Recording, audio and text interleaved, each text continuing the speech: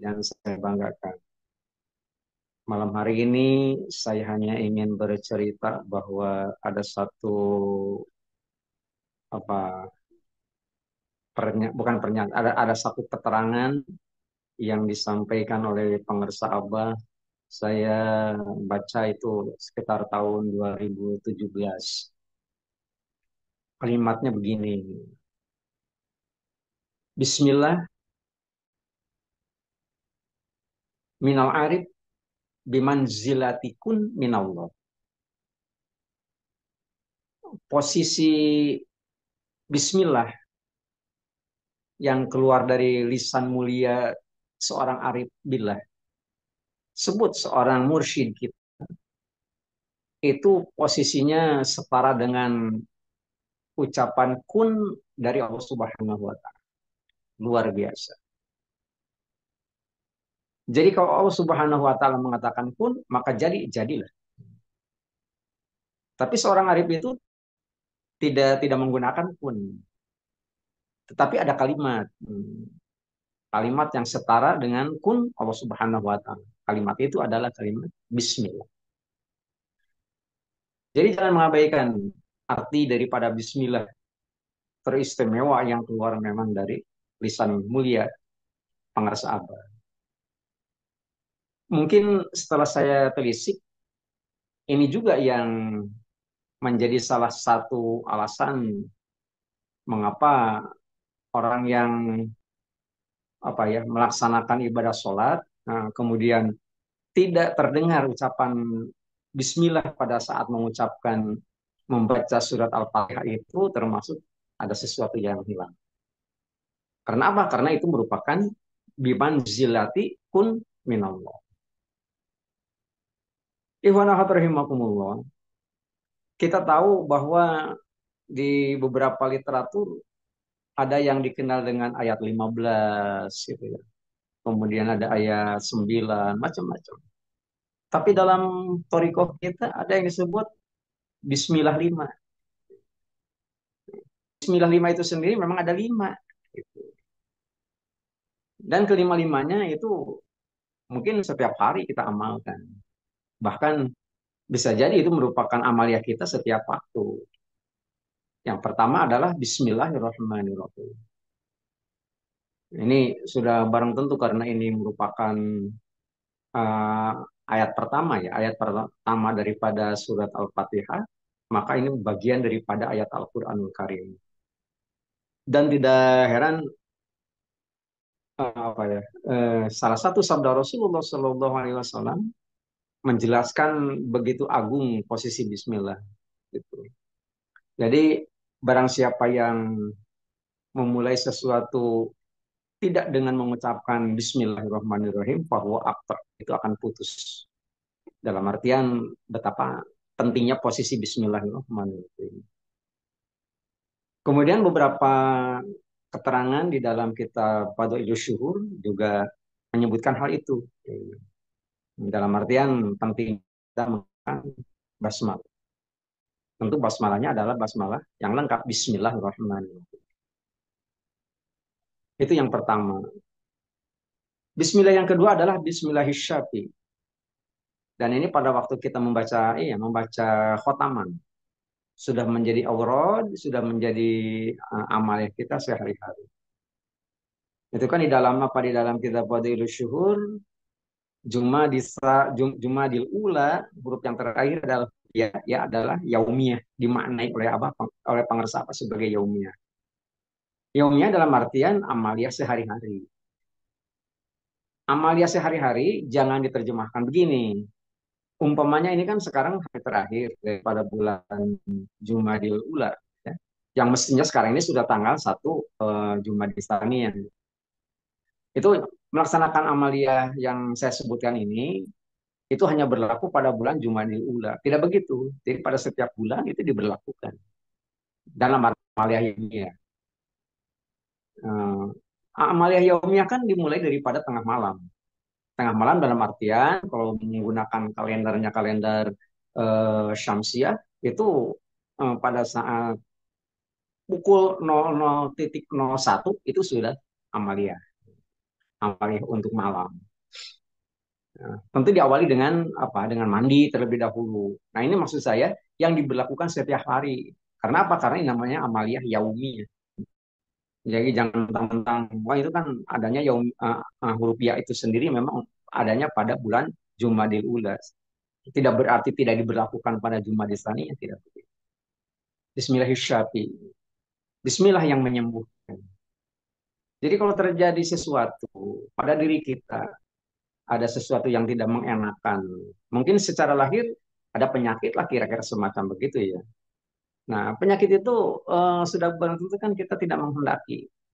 Secara naluriah kan manusia itu begitu. Banyak keinginannya, banyak ketidakinginannya. Ingin sehat, tidak mau sakit. Ingin panjang umur, tidak mau pendek umur. Sebenarnya begitu. Itu normal manusia semacam itu normal. Nah, tetapi kan kuncinya gampang gitu ya. Kuncinya gampang. Bismillahirrahmanirrahim. Dengan asma Allah Subhanahu wa taala yang menyembuhkan.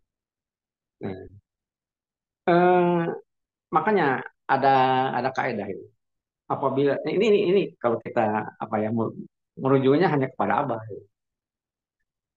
Kalau sebut saja kita sakit gitu ya. Itu jangan dulu cepat-cepat ke dokter kata Abah. Paling tidak rasakan aja 3 hari dulu. Nah, kalau selama 3 hari ini kita tidak mampu untuk mengatasinya, baru ke dokter. Itu kata Abah. Memangnya kenapa? Ada Bismillah. Bismillahirrahmanirrahim. Nah, memangnya kenapa? Ayat Al-Quran yang menuntunnya. Apa kan begitu ya? Mengarahkan gitu. Nah, wa iza maritu fahuwa yashfi. Apabila aku sakit, apabila aku disakitkan, maka Allah Subhanahu wa taala yang menyembuhkan. Gitu. Jadi jangan sekali-kali kita mengatakan bahwa sembuh itu sendiri oleh sesuatu bukan oleh Allah Subhanahu wa taala. Tidak begitu. Tetapi kan kita sudah bertoriko dalam artian ungkapan syukur itu sendiri kan ada apa namanya? Ada tahapan. Syukur yang paling tinggi kan syukur kepada Allah Subhanahu wa taala. Itu dikatakan sebagai mun'im hakiki. Pemberi nikmat yang sebenarnya adalah Allah Subhanahu wa taala. Pemberi nikmat yang sebenarnya itu Allah Subhanahu wa taala. Umpamanya dari keadaan sakit kita menjadi sehat itu diberikan oleh Allah Subhanahu wa taala. Tetapi sehatnya setelah kita menggunakan metode tawasul, ada yang menjembatani. Siapa yang menjembatani? Dokter. Jadi dokter itu sendiri sebagai munim, sebagai pemberi nikmat, tetapi bukan pemberi nikmat hakiki, tetapi pemberi nikmat wasili namanya. Nah, jadi sah hukumnya gitu ya. Malah sangat dianjurkan. Sangat dianjurkan apabila memang kita mengalami satu kondisi di mana tidak memungkinkan kita mengatasi sendiri, datang kepada ahlinya. Fasalu ahla zikri. Orang yang ngerti tentang kesehatan ya dokter. Itu sebagai munim pasti. Itu bismillah yang kedua. Yang ketiga adalah bismillahirrahmanirrahim.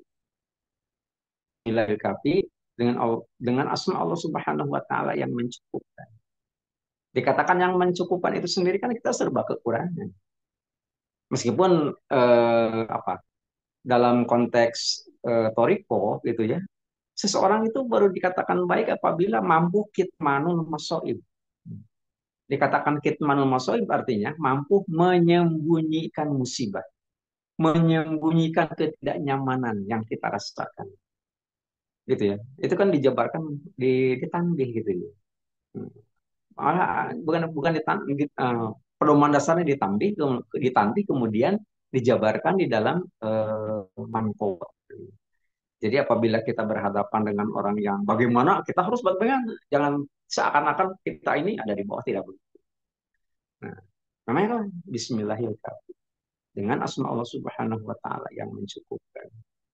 Hanya saja memang apabila ternyata memang hati kita sudah dipengaruhi oleh apa ya pengaruh apa daripada hawa nafsu yang berkomplot yang berkolaborasi dengan iri hati dan dengki, yaitu yang sangat berbahaya. Dalam artian seakan-akan kita ini pengennya berontak mulu. Ini yang ketiga. Saya ulangi, Bismillah itu Bismillahirrahmanirrahim, yang kedua Bismillahirrahmanirrahim, yang ketiga Bismillahirrahmanirrahim. Yang keempat adalah Bismillahirrahmanirrahim. Bismillahirrahmanirrahim ini dengan asma Allah Subhanahu wa taala Al-Mu'afi. Al-Mu'afi yang memaafkan dalam artian begitu. Jadi begini, kalau di dalam konteks Storypop itu, karena ini semuanya proyek unggulan di dalam Storypop, jadi memaafkan itu sendiri bukan bukan hal yang kecil, itu hal yang besar, gitu ya. Jadi seseorang itu memaafkan kesalahan apa? Kita perlu untuk memaafkan kesalahan orang lain itu sendiri sebelum yang bersangkutan minta maaf kepada kita. Itu ajaran. Dan itu yang dicontohkan oleh Pangeran Abah. Makanya kalau di dalam tanbih kan jangan benci kepada ulama yang sejaman, jangan menyalahkan pengajaran orang lain, jangan menyalahkan macam-macam semacam begitu. Tujuannya adalah hanya satu, bagaimana konsep Toriko itu dalam yang sering dijabarkan oleh Abah itu sendiri adalah tidak usah benci kepada orang yang tidak suka kepada kita, karena kita ini sebenarnya sedang ngumpulin kebaikan. Ngumpulin kebaikan itu, jadi apabila ada orang menghina kepada kita, itu sebenarnya dia sedang ngirim kebaikan kepada kita, nambah stok, gitu ya. Sementara keburukan kita itu diambilin oleh mereka, begitu. Nah itu Bismillahirrahmanirrahim. Jadi mungkin karena hal biasa ya, malah di dalam bertori itu kan Abah mengajarkan eh, nggak dituntut untuk ngerti, gitu ya. Hmm. Bismillahirrahmanirrahim, Bismillahirrahmanirrahim, apa artinya Bismillahirrahmanirrahim, apa artinya? Nggak dituntut. Yang dituntut adalah mengamalkan. Amalkan saja, mau ngerti apa nggak ngerti itu bukan urusan kita. Hanya apabila kita ingin memperdalam itu ternyata begitu tinggi, gitu ya. Tuh, itu yang keempat. Sedangkan yang kelima adalah Bismillahirrahmanirrahim, la yadurru ma'asmihi syai'un fil ardi wala fis sama. Wa huwa samiul alim. La yadurru ma'asmihi syai'un fil ardi wala fis sama. Ini kan lagi musim hujan. Musim hujan itu sendiri kan identik dengan bencana. Bencana akibat hujan, akibat angin, akibat petir, macam-macam itu bisa terjadi. Di tempat saya saja minggu kemarin itu dalam kondisi hujan, petir menyambar pohon, pohon dalam kondisi basah sedang diguyur hujan tetapi bisa menyala. Hmm. Di belakang rumah. Sampai terjadi begitu. Nah ini kan kita yang dibutuhkan adalah Bismillahirrahmanirrahim la yadurru ma'asmihi syai'un fil ardi wala fis sama. Baik yang muncul dari bumi ataupun yang turun daripada langit itu sedikit pun tidak membahayakan bagi kita. Mengapa tidak membahayakan? Kita sudah diproteksi. Diproteksi dengan asma Allah Subhanahu wa taala. Yang mana? Dua zikir, gitu. Zikir jahar dengan zikir khafi. Itu proteksi. Proteksi asal untuk menghalau. Mengapa petir bisa keras suaranya? Nah, karena memang itu merupakan satu media sebenarnya. Itu kan petir yang paling besar di dunia adanya di Chili. Sementara yang terbesar kedua di dunia itu adanya di Indonesia. Dikerucutkan adanya di Bogor. Itu yang paling besar itu. Mengapa kita untuk mengetahui tentang yang itu? Nah, ternyata memang pada surat Al-Mulk, Tabarakalladzi biyadihil mulku wa huwa ala kulli syai'in qadir. Pada ayat yang kelimanya Allah mengatakan anaha rujumal lisyayatin. Kami jadikan halilintar, kami jadikan petir itu sebagai alat untuk melempar setan. Ya, setan kalau dikatapel nggak akan merasa sakit. Jadi setan itu merasa sakitnya apabila dilemparnya pakai halilintar. Nah kita kan nggak punya halilintar, tetapi telah diberikan oleh yang mulia pengersah Allah, dititipkan oleh Allah Subhanahu Wa Taala melalui pengersah Allah, disimpan di dalam hati. Tembak aja dengan halilintar gitu. Kita nggak punya halilintar, ada zikir. Bagaimana caranya? Bacanya sekeras halilintar. La ilaha illallah, la ilaha illallah. Itu sangat beralas. Jangan dipandang, jangan seperti orang yang begini, yang begitu. Ada aturannya, gitu ya. Nah, jadi kembali kepada persoalan. Jadi Bismillah yang kelima adalah Bismillah yang akan mampu menolak, yang akan mampu menghalangi, yang Bismillah yang melindungi kita daripada hal-hal yang dianggap berbahaya. Apapun, baik yang datang dari langit ataupun yang datang dari bumi. Nah, kalimat ini menjadi lebih penting lagi bagi kita gitu ya. Karena apa? Karena di dalam melaksanakan amal ya, Bismillah itu sendiri itu tidak pernah berhenti. Nah, makanya dalam dalam kondisi bagaimanapun gitu ya, itu kita selalu dianjurkan itu. Coba kita perhatikan, kalau kita melaksanakan amal ya, apapun ya bentuknya ya, kita sedang berdoa, sebut saja umpamanya kita sedang berkumpul dengan teman-teman, kemudian ada seseorang teman kita itu yang kumpul itu ingin ya, apa eh, meninggalkan tempat lebih awal, dan kemudian itu apa diizinkan oleh semuanya. Jangan lupa baca Bismillah karena apa memerintah. Baca saja Bismillahirrahmanirrahim. Nah, kalimat ini karena sudah mendarah daging bagi para ikhwan akhwat di dalam melaksanakan khataman, maka sudah barang tentu bukan dalam tataran pengetahuan kalau kita memang sudah dalam bentuk tataran amalia. Makanya pa'lam annal ilma lil amal la lil jadal. Ketahui olehmu bahwa ilmu itu untuk diamalkan, bukan untuk diperdebatkan. Ya, ya. Mengamalkan adalah pendalaman, sementara mengkaji adalah pendangkalan. Nah, jadi kalau mengamalkan, ngerti nggak ngerti, kita lakukan. Nah, itu sebenarnya kita sedang melakukan pendalaman. Gitu ya. Yang namanya pendalaman kan ke dalam. Ke dalam. Bukan tenggelam. Yang namanya menyelam itu bukan tenggelam. Tetapi kita ingin mengetahui, ingin merasakan apa kehidupan di bawah. Nah, sementara kalau kita hanya bersifat pengkajian, itu kan setiap hari kita ngaji, setiap hari kita mengumpulkan ilmu. Tapi kan bagaimana cara mengamalkannya? Mending kalau sekali waktu mengamalkan. Kalau tidak bagaimana? Itu kan akan menjadi beban tersendiri bagi kita. Syekh Ruslan di dalam kitab Zubat kan sampai mengatakan, gitu ya, eh, fa'alimun bi ilmihi lam ya'malan mu'azzabun min qabli ubadil wasan. Fa'alimun, orang alim. Orang alim kan orang yang ngerti, orang yang tahu. Dari mana dia menjadi orang yang alim? Karena sering ngaji, sering melakukan pengkajian. Tetapi lam ya'malan, tidak mengamalkan dari apa yang ia kaji itu. Itu resikonya mu'azzabun min qabli ubadil wasan. Disiksa oleh Allah Subhanahu wa taala sebelum orang-orang yang menyembah berhala.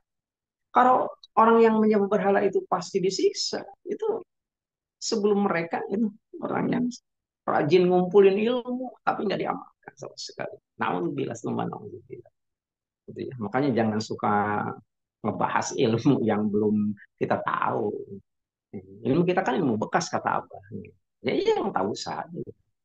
Orang yang berceramah saja kan, maaf, ini kan kuping menghadapnya ke depan. Gitu. Artinya, maaf, saya malam hari ini kebagian tugas untuk menyampaikan sesuatu. Jadi ini adalah merupakan tugas saya untuk menyampaikan sesuatu kepada ikhwan akhwat yang hadir, istimewa yang hadir pada malam hari ini. Sebenarnya kan bukan untuk Bapak, bukan untuk yang wajib mendengar ucapan saya terlebih dahulu adalah saya. Hmm. Jadi saya hukumnya wajib untuk mendengarkan ucapan saya sendiri sebelum yang lain. Nah, makanya kata Abah, orang yang sudah berceramah itu kalau sudah selesai ceramah, jangan dulu tidur. Karena apa? Karena stoknya sudah diberikan kepada orang lain. Gitu ya. Jadi bagusnya bagaimana? Laksanakan amalia.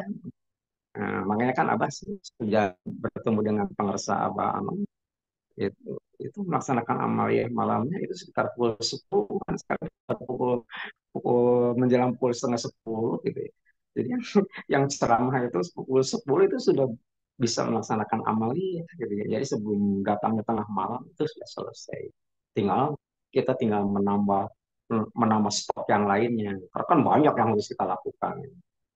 Nah, baik saya kerucutkan kembali kalau di dalam Al-Qur'an kita sering mendengar sebutan ayat 15, ayat 9 dan sebagainya. Maka di dalam bertoriko, Bismillah 5. Bismillah 5 adalah Bismillahirrahmanirrahim, Bismillahirrahmanirrahim, Bismillahirrahmanirrahim, Bismillahirrahmanirrahim. Yang kelima adalah Bismillahilladzi la yadurru ma'asmihi syai'un fil ardi wala fis sama'i wa sami'ul alim. Nah, kelima ini sudah terbiasa kita amalkan saat kita melaksanakan pertama. Demikian mudah-mudahan bermanfaat dan mengamini doa paten yang mulia pengersa apa sebagai mursyid kita. Allah berkahi semuanya, Allah berkahi segalanya, Allah berkahi selamanya. Dengan karamah guru agung yang mulia pengersa apa awas, radhiyallahu anhu wa qaddasa sirah. Al-Fatihah. A'udzu billahi minasyaitonir rajim. Bismillahirrahmanirrahim. Alhamdulillahi rabbil alamin arrahmanir rahim maliki yaumiddin. Iyyaka na'budu wa iyyaka nasta'in ihdinas siratal mustaqim. Siratal ladzina an'amta 'alaihim ghairil maghdubi 'alaihim waladdallin.